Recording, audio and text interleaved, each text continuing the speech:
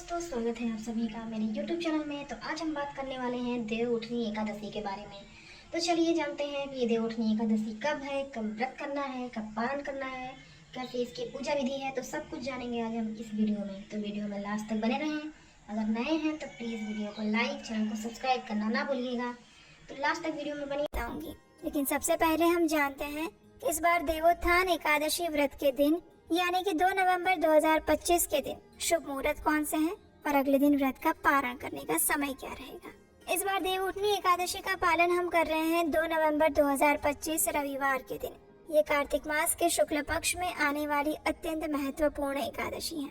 इस एकादशी का पारण करने का समय रहेगा अगले दिन यानी 3 नवंबर 2025 सुबह 6:43 से लेकर 10:21 के बीच में। इस बार एकादशी तिथि का आरंभ हो रहा है 1 नवंबर 2025 सुबह 9:11 पर और एकादशी तिथि पूर्ण होगी 2 नवंबर 2025 सुबह 7:31 पर। इस दिन ब्रह्म मुहूर्त का समय रहेगा सुबह 4:50 से लेकर 5:42 तक। सूर्योदय होगा सुबह 6:34 पर और सूर्यास्त का समय रहेगा शाम 5:35 पर। प्रातः काल में भगवान श्री विष्णु की पूजा करने का और उन्हें जगाने का समय रहेगा सुबह 5:16 से लेकर 6:34 के बीच में। संध्या काल में भगवान श्री हरि विष्णु की पूजा अर्चना करने का समय रहेगा शाम 5:35 से लेकर 6:53 के बीच में। इस दिन त्रिपुष्कर योग और सर्वार्थ सिद्धि योग भी बन रहा है। इस बार त्रिपुष्कर योग आरंभ हो रहा है सुबह 7:31 से लेकर शाम 5:03 तक और इस दिन सर्वार्थ सिद्धि योग बन रहा है शाम को 5:03 से लेकर अगले दिन सुबह 6:34 तक। तो इस प्रकार से अगर आप देखेंगे तो इस बार की देवोत्थान एकादशी का पूरा दिन अत्यंत मंगलमय और पवित्र है। इस दिन में किसी भी शुभ कार्य की शुरुआत कर सकते हैं, गृह प्रवेश कर सकते हैं, नया कार्य आरंभ कर सकते हैं। इस बार अभिजीत मुहूर्त लग रहा है सुबह 11:42 से लेकर 12:26 के बीच में और राहु काल रहेगा शाम 4:12 से लेकर 5:35 तक। इस बार एकादशी में भद्रा का वास भी हो रहा है, लेकिन वो सुबह 7:31 तक ही रहेगा, क्योंकि इस बार भद्रा का वास पृथ्वी पे है, इसलिए वो किसी शुभ कार्य के लिए मंगलमय नहीं है। इसलिए इस समय में कोई भी शुभ कार्य करने से बचना चाहिए।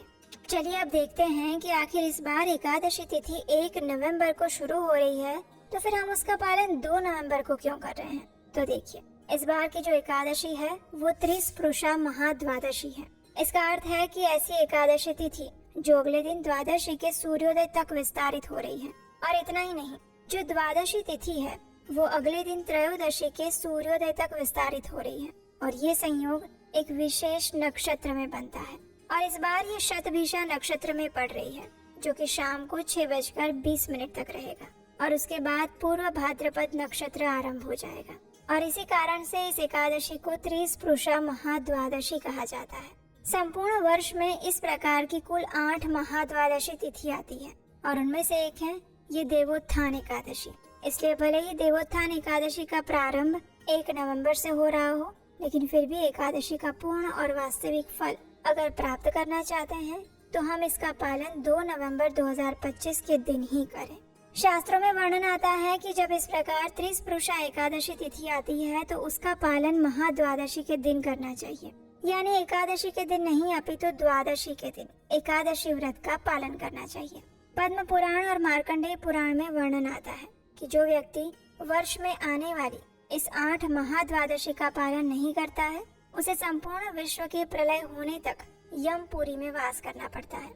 शास्त्रों में ये भी वर्णन आता है कि इस प्रकार महाद्वादशी तिथि जब भी आती है तो भक्तों को महाद्वादशी का सम्मान करना चाहिए, क्योंकि महाद्वादशी के दिन एकादशी व्रत का पालन करने से एकादशी तिथि का फल भी अपने आप मिल जाता है।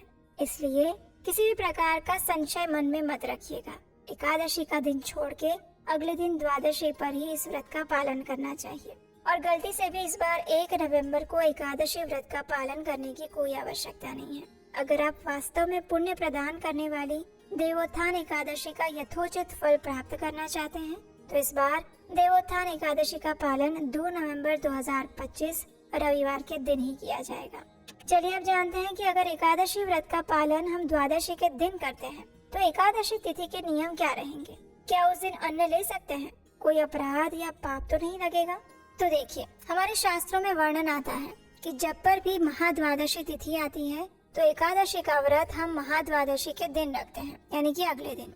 तो ऐसे में एकादशी के दिन आपको वही सारे नियमों का पालन करना है जो आप दशमी के दिन करते थे, यानी कि एकादशी वाले दिन आप अन्न ले सकते हैं, चावल, दाल, गेहूं इत्यादि से बना हुआ भोजन ले सकते हैं। लेकिन प्रयास करें कि एकादशी वाले दिन संध्या के बाद कोई भारी अन्न युक्त भोजन ना लें। अगर आप लेना चाहते हैं तो संध्या से पहले ही अपना भोजन समाप्त कर लें और उसके बाद दशमी के जो भी नियम थे उन सबका वैसे ही यथारूप पालन करें। और फिर अगले दिन महाद्वादशी के दिन आप एकादशी के सारे नियमों का पालन करें।